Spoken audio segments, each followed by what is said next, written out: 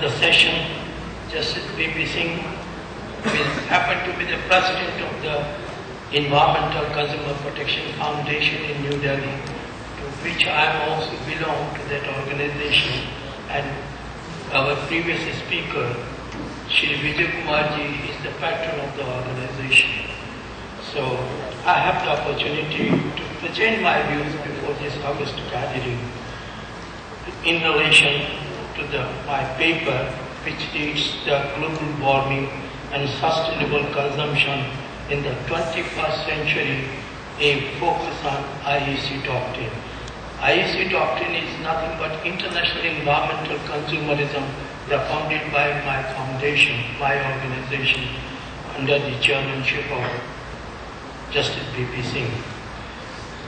And this doctrine, I will explain what it means and how it can work in relation to the global warming problem. First of all, I quote two opinions, important opinions of two foreigners, not Indians. One is about the World Watch man, Christopher Flavin, who is the president of the World Watch Institute in Washington, D.C. He said in 1989, at present he is the president of the World Watch Institute based in Washington, D.C.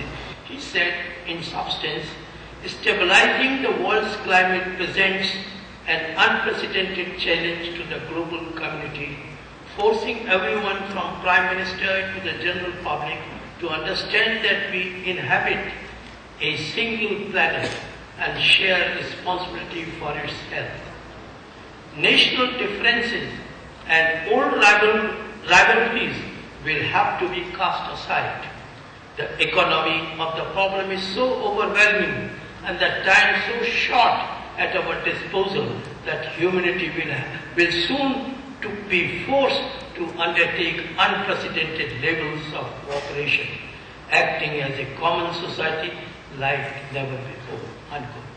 Another is a Stern Review on Economics of Climate Change, October 30th, 2006, in which the Stern Review says, so great is perceived threat of global warming that it has been variously described by leading scientists, economists, businessmen, politicians as a unique challenge, more dangerous than the global terrorism. Unquote.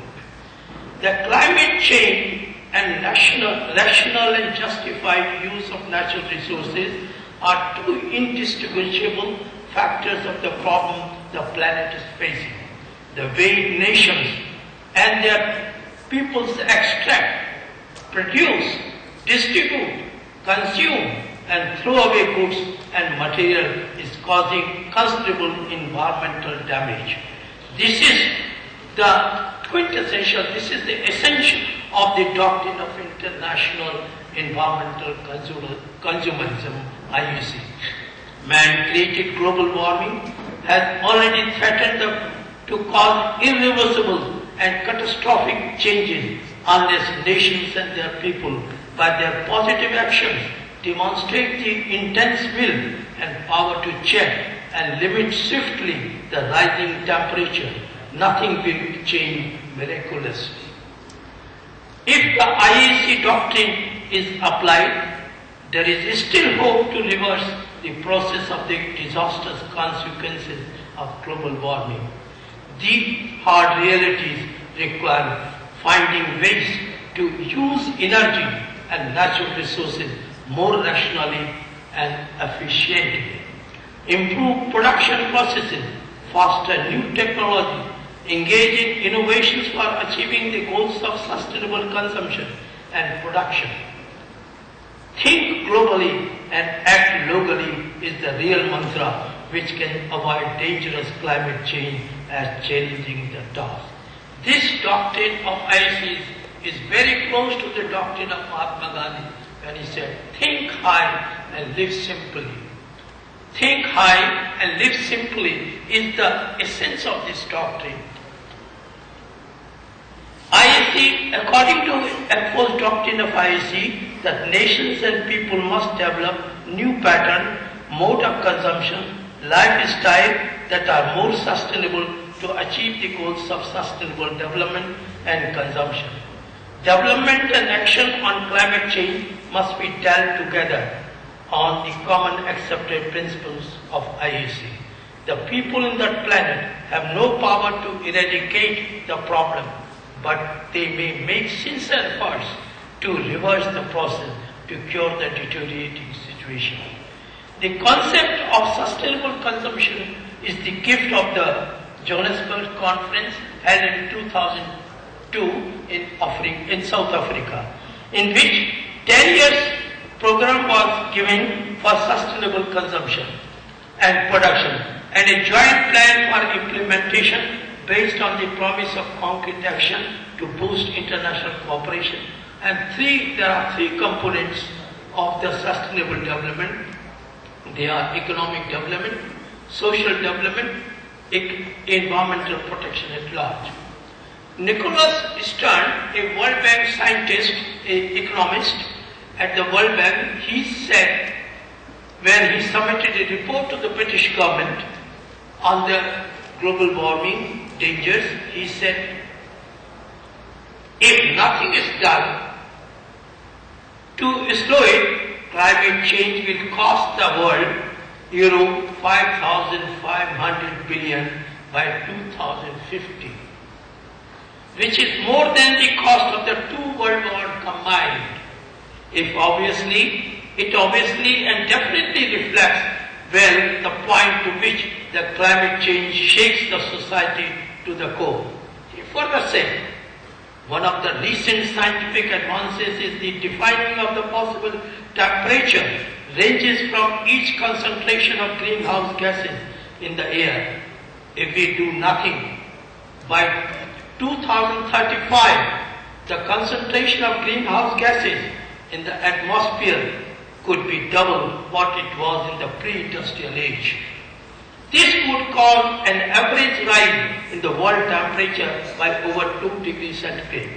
By the end of 21st century, he said, this passing business as usual scenario would mean a more than 50% probability processes are slow and irreversible. International Panel on Climate Change, Intergovernmental Panel on Climate Change, and their scientific finding, it is essential that all countries should take adopted measures to meet the challenges posed by the rise in temperature leading to global warming. And those processes, those steps have been defined in my paper. In very short I will put it. Formulate stringent measures to protect vulnerable low-lying areas. That German government advisors have proposed a novel system to pay for global reductions in greenhouse gases and a global trading system. Those countries, if they exceed their carbon budgets, based on 2010 populations, would be required to buy excess allowances from the world's least developed countries via the global climate ban. Then, I would like to skip, but I would like to say what Alan Durning in his famous book, How Much is Enough, published in 1992, 18 years before, and in which he has narrated in short what the consumer society has done in 20th century. The book was published in 92.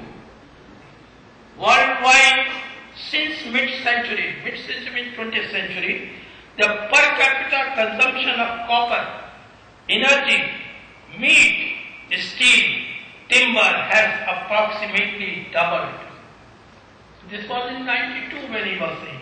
Per capita car ownership and cement consumption has gone 4 times. Plastic use per person has gone 5 of these things, each associated with the disproportionate environmental damage, is mostly a reflection of the fortunes of the consumer class, unquote. Then I come to the comprehensive definition of the sustainable consumption. What laid down what are the consumption, sustainable consumption, how it is to be defined, what are its parameters. In short, I have said, and rather I have quoted Robbins and Roberts. They have defined also, and I agree with them.